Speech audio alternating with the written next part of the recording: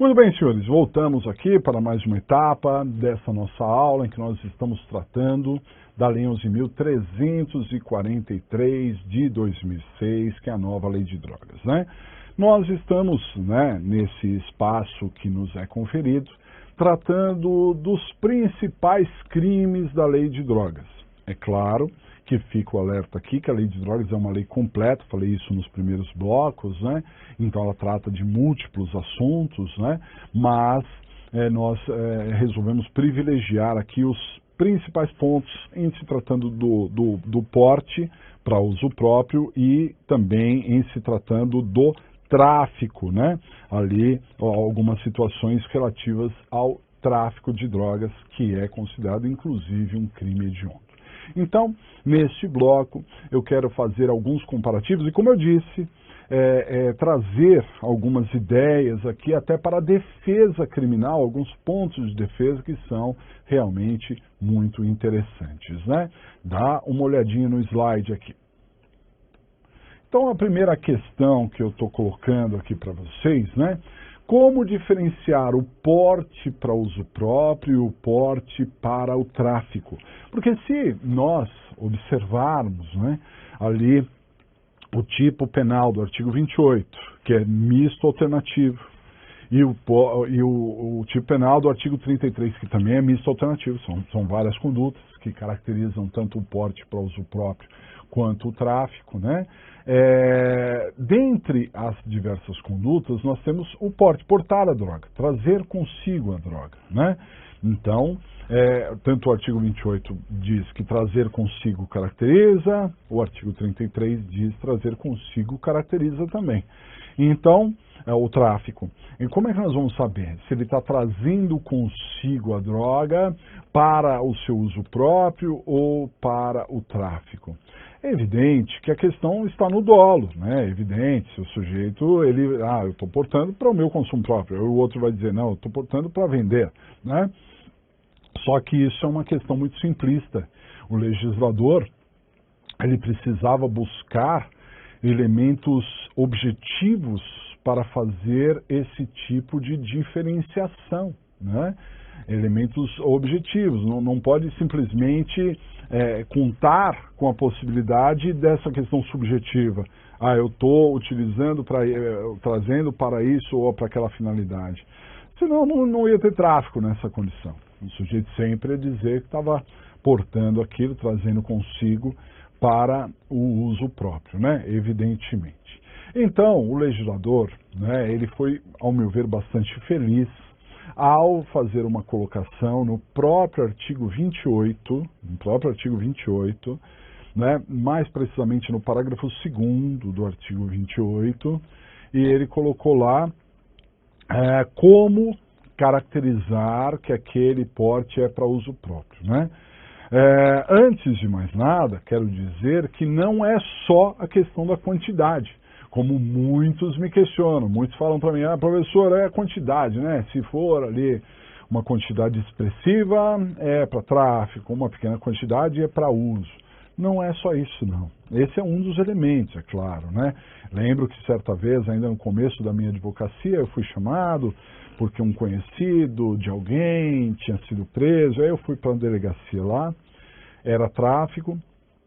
Antes de conversar com o rapaz, fui conversar com o delegado, né, que eu já conhecia, foi muito bem recebido. O delegado disse, doutor, é do tráfico lá e o rapaz está complicado, hein, que nós encontramos uma geladeira lotada de maconha, né? Ali é uma geladeira desligada lá, um lugar que acondicionava essa droga, né? Na casa dele.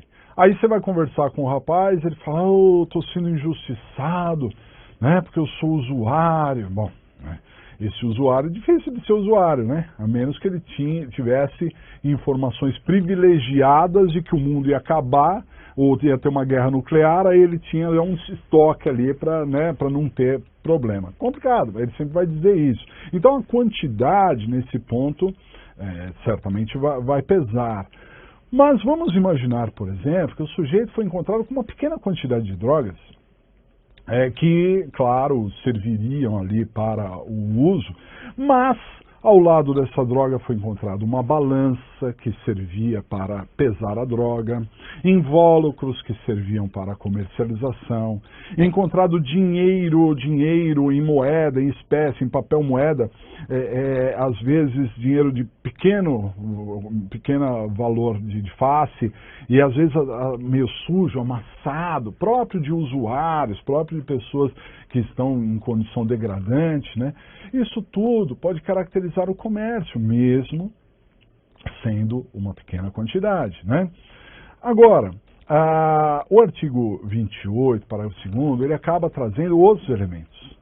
Por exemplo, como foi a ação, onde foi encontrada a droga, né? Quais as condições socioeconômicas, os antecedentes do usuário, né? Ou da pessoa que foi encontrada a droga, né? E outros fatores que acabam pesando naquela situação. Imagine, por exemplo, e eu conheço pessoas que são usuárias aí diariamente de determinadas drogas, né? E dá para se imaginar que essa pessoa que fuma maconha todos os dias, ela não vai comprar um cigarro de maconha por dia. Ela não vai, como se vai à padaria comprar pão e vai comprar drogas, né? Ela acaba comprando uma quantidade um pouco maior. Então, se for encontrada na casa dela uma quantidade um pouco maior, justifica, né, para o consumo ali em algum tempo, tal, né, pode justificar as condições sociais, a pessoa que tem condições de trabalho, um emprego estável, uma rentabilidade, as suas contas adequadas, que podem, inclusive, mostrar, né, para o juiz que ela não tem ali uma contabilidade paralela, que ela vive daquilo que ela tem. Então, quer dizer, pode não caracterizar o tráfico, né? E sim o porte. Quando ela foi pega com drogas, ela estava indo para casa, ela estava indo para uma festa, isso faz toda a diferença, né? Porque se eu estou levando uma certa quantidade para casa, é uma coisa. Se eu estou levando uma certa quantidade para uma festa, certamente eu não terei tempo de consumir tudo aquilo sozinho, né? Certamente eu vou passar para outras pessoas. Então tem toda essa condição de diferenciação. Fiquem atentos, então, ao parágrafo 2º do artigo 28, né? Outra questão importantíssima, das mais importantes na legislação atual, dá uma olhada. É a questão do tráfico privilegiado, né? Como, então, caracterizar o tráfico privilegiado? Todo crime, pessoal, que se diga privilegiado, ele tem uma pena menor. Não é? Todo crime privilegiado. E o tráfico privilegiado também, né? E o tráfico privilegiado, ele está caracterizado no artigo 33, parágrafo 4º da Lei de Drogas. Dizendo que se o agente traficou, ele praticou a conduta do caput do artigo 33 ou do parágrafo 1º do artigo 33, que são as condutas de tráfico de drogas, ele praticou o tráfico, mas ele praticou o tráfico em algumas condições, ele tem direito ao privilégio, né? E esse privilégio traz uma redução de pena em até 2/3 de redução de pena. É uma redução emblemática, pessoal, muito grande. Em se contando que a pena mínima do tráfico é de 5 anos, com uma redução de 2/3, a pena pode chegar a 1 ano e 8 meses. O que significa que o sujeito vai ficar na rua, vai ficar em regime aberto, vai ficar com pena alternativa. Então, se caracterizar do tráfico privilegiado, olha, realmente é um benefício gigantesco. Agora, como caracterizar então o tráfico privilegiado? A lei, ela fala em 4 condições simultâneas, né? Condições que devem aparecer ao mesmo tempo. Primeiro, a pessoa tem que ser primária. Uma condição objetiva, não tem como mascarar isso. Ou a pessoa é primária ou ela não é, né? Então ela tem que ser primária. Segundo, ela tem que ter bons antecedentes. Às vezes, mesmo o primário não tem bons antecedentes, porque já teve condenações anteriores, né?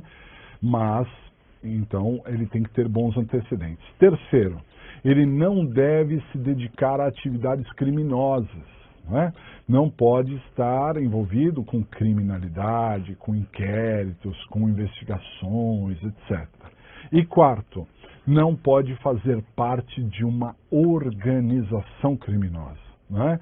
Tem que ser um artista solo ali, tá certo? Ele não pode fazer parte de um grupo. Então isso numa defesa criminal é muito importante, porque se não dá para mascarar uma primariedade e bons antecedentes, a questão de fazer parte de organização criminosa pode ser colocada de forma veemente, Não, eu não faço parte. Mas você compra droga de quem? Eu compro droga lá de um fulano que passa lá vendendo, mas eu nem tenho contato com ele, eu não sei, ele sempre passa, ele vende, mas eu não tenho nada a ver com ele, porque se fizer parte da organização, não se caracteriza o tráfico privilegiado. Tá certo? Então essas são condições importantíssimas e imperiosas. Vale destacar que o legislador tinha colocado no parágrafo 4º a questão de não poder aplicar penas alternativas, mas o Senado Federal, através da resolução número 5, riscou do texto legal essa condição. Então, com o tráfico privilegiado, pode sim ser reduzida a pena e aplicado pena alternativa e o regime aberto e tudo mais. E um outro aspecto é que o tráfico privilegiado, segundo o STJ, ainda caracterizava o tráfico, ou ainda caracterizava crime hediondo. Só que o STF se posicionou diferente, dizendo que o tráfico, quando privilegiado, não é considerado crime hediondo. Aí o STJ mudou o seu posicionamento. Então o posicionamento hoje é pacífico, no sentido de que o tráfico privilegiado não é crime hediondo. Ok? Para finalizar, gostaria de apenas fazer um alerta aqui para vocês, que está nessa terceira questão aqui. Dá uma olhadinha. Então, a pergunta se há causas de aumento de pena para tráfico de drogas. Bom, se a gente viu que o tráfico privilegiado reduz a pena, em até 2/3, é uma causa de diminuição de pena, temos que ver se nós temos causas de aumento. E temos. Na verdade, eu falei, passando o comecinho aqui do nosso encontro, que o artigo 40 da Lei de Drogas traz as chamadas causas de aumento de pena. São diversas, mas eu quero lembrar de algumas. Por exemplo, se o tráfico é transnacional, se ele envolve mais de um país. Imagine, por exemplo, a pessoa embarcando num aeroporto internacional, passagem comprada para um outro país levando drogas. Isso é o chamado tráfico internacional. E então caracteriza um aumento de pena. Além do que desloca também a competência para a Justiça Federal, entra para a Justiça Federal, por ser um crime transnacional. Mas os aumentos de pena são em outras situações, por exemplo, o tráfico interestadual, às vezes que envolve mais de um estado também, é causa de aumento. O tráfico que está ali em determinadas localidades, por exemplo, a pessoa que trafica em escolas ou perto de escolas, de grupos estudantis, de presídios, de hospitais, situações aí que às vezes a pessoa vai para o presídio, vai visitar levando droga lá. E isso caracteriza uma pena maior, aumento de pena, dentre outras tantas situações que o artigo 40 também prevê, tá certo? Bom, eu não tive condições de falar de todos os crimes da Lei de Drogas. Ressalto para vocês, então, que o artigo 34 até o 39 traz vários crimes. Talvez um dos mais populares seja o do 35, a associação para o tráfico, que bastam 2 pessoas para caracterizar a associação. Mas ressalto, por outro lado, que o único dos crimes hediondos é o tráfico. né, o tráfico que nós tratamos aqui com vocês. Tá certo? Então é isso aí, pessoal. Foi uma grande satisfação estar junto com vocês. Lembro a vocês que no começo dos slides eu coloquei todos os meus contatos. Qualquer dúvida, qualquer questão, pode me contactar, que será um prazer interagir com vocês. Um grande abraço e até a próxima oportunidade.